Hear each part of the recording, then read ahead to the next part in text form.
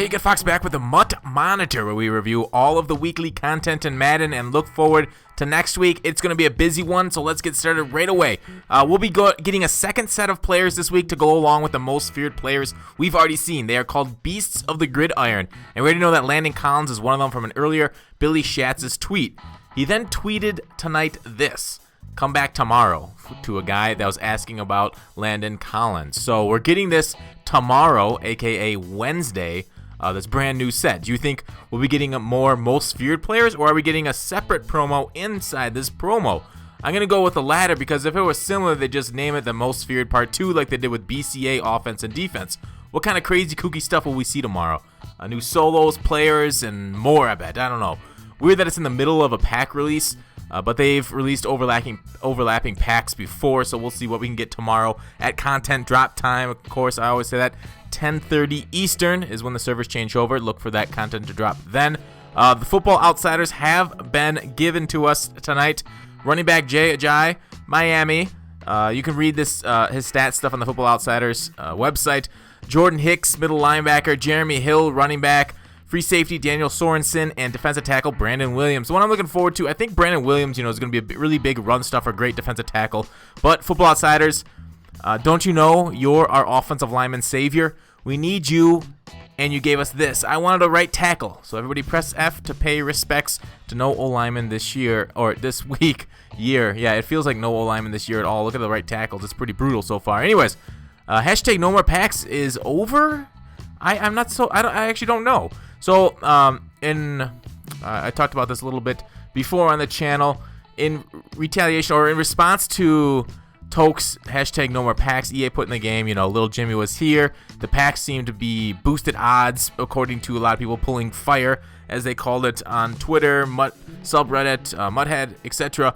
But, I didn't buy any packs, as I said I wouldn't. You haven't seen any pack release videos from me since EA took my money, so... But I don't blame people. Like, a lot of people were giving Mr. Golden Sports crap for buying these Halloween packs. But the thing is, it looks like they responded to us in kind with this most feared promo. Everybody loves it. The packs do seem a little bit better. I don't know. We'll see if it holds up long term.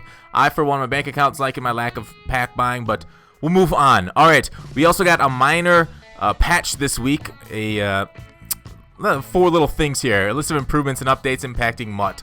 They say stability improvements for MUT solo challenges. In parentheses, some players would see the empty screen when clicking solo challenges, and other stability issues when restarting solos. Added tabbing functionality to MUT objective list.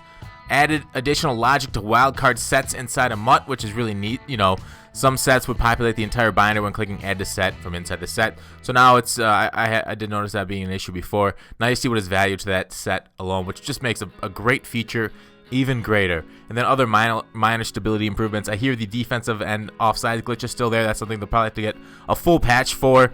The 4 legends were released this weekend, marking a doubling of the number of them. We'll see if this holds in the future. Looking like it might, just because of how popular it was. And they said there's, on Twitter, some changes to the program. But now each card has more base players and fewer collectibles that are required for each one. What do you guys think of these changes? I mean, it might be a little bit easier to make some coins off these players. I don't know if you can flip them well enough. I don't think many will complain about more legends per weekend, but I sure am not. Let me know what you guys think of it in general, though. But the legends we got are Brian Dawkins, Tony Dorsett, Darnell Dockett, and Max Strong. A legend fullback. I don't know if you're going to want to spend that much on a fullback. Dockett didn't look great. Tony Dorsett looked pretty darn good. I wasn't able to use him, but I did use Brian Dawkins on the channel. Find the link to that dual review with Cam Chancellor in the description. All right, moving back to most feared. It dropped and is the second highly praised promo in a row, I guess you could say. EA is knocking it out of the park with these things lately. A lot of positive people online on the message boards. I mean, it's hard to find some bad words about it. Of course, there are haters everywhere. But these players morph on Saturday at server changeover at 10:30 a.m. Eastern, as I talked about before. Silvers go up to a 90, golds to a 92, elites to a 95, and freaks in nature to a 97, and the freaks add 10 inches of height.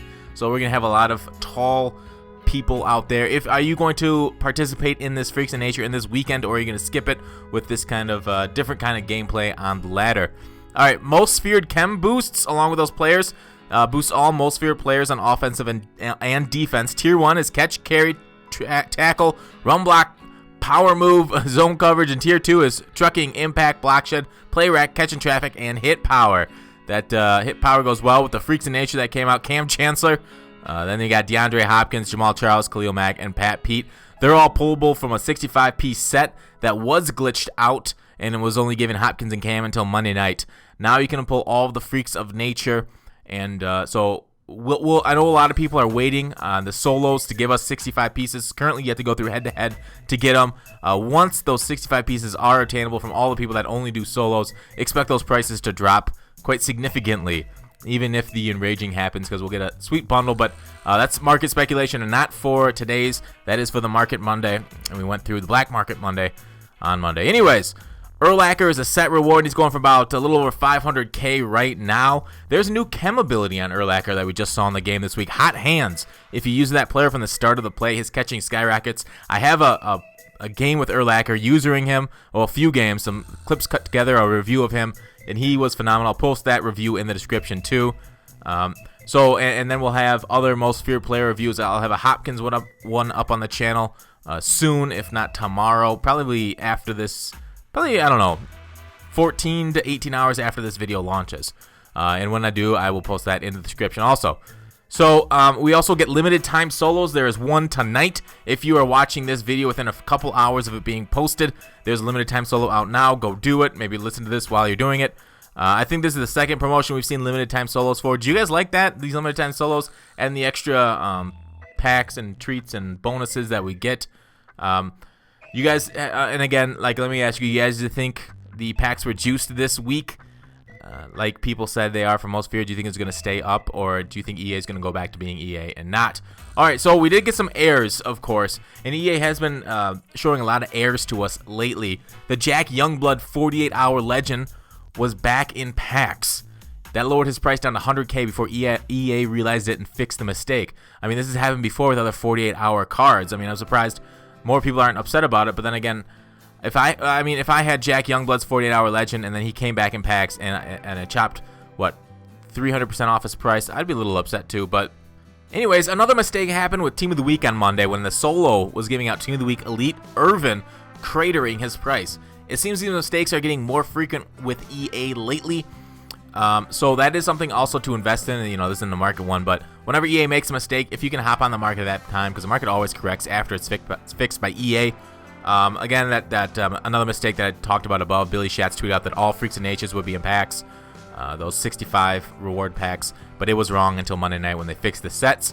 So, I don't know, what do you think of EA's mistakes? Do you think it's getting more frequent? It sure feels like it's getting more frequent as of late in 17. They are putting a lot more content now, so I can see why their quality would go down a little bit, but you think you can afford a couple more testers. All right, contracts were also off 50% this weekend, so we probably might not get that for quite a few more, over a month from now, until we get those again. But Team of the Week players that were released Monday, we got Bobby Wagner. He is limited time in packs only. I think he is out of packs after today. 48 hours. Almost 48 hours. Andrew Luck is the offensive hero. Dominic Rodgers-Cromartie, the defensive hero. He couldn't tackle a fly. Adam Vinatieri, decent kicker. Low kick power, though. Not exactly thrilled about that. Mike Evans, a tall guy to go spec catch for you. You know, an end zone threat.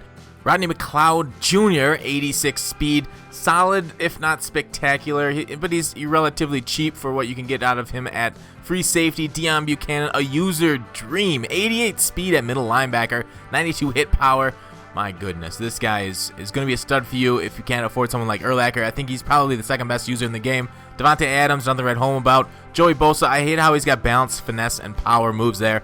You know, you really want one high, one low to get the maximum animations for that one stat. Melvin Gordon, good speed, might be a solid budget, but 89 elusiveness isn't 90. 90 is that threshold, and elusiveness isn't better than truck this year. It's the other way around. Leonard Floyd, like I talked about user earlier with Mr. Buchanan. Floyd, 6'6" with 85 speed. That's obscene. I mean, block shed, everything. So Leonard Floyd, very cheap, very good user. You know, basically the Julius Peppers. Let's hope he gets quite a few more upgrades this year. Floyd, keep playing well, please. We need you. We need this. I need this. We need this great user because it's just fun to play with. All right, moving on from Team of the Week players, we got flashbacks, Darrell Revis, and Jordan Cameron. There was controversy because one of the greatest corners of our generation and what can be considered his best year only has a 90-man, 87 zone, and 88 speed. It's disrespectful to include him with Jordan Cameron, who came out the same day with one higher overall. I don't know why. Everybody forgot about Revis, it seems. He's not tall, but my goodness, he was a great cornerback. So anyways, Jordan Cameron does look like a good tight end, though, if you need somebody to play that position for you. Good speed and everything. Lower blocking than I like, though. All right, we also got the Color Rush uniforms in the store that we bought for $5. EA lived up to their word that they'd put them in the store. I don't know. People got off on the idea about EA charging money for these things, but I don't get it.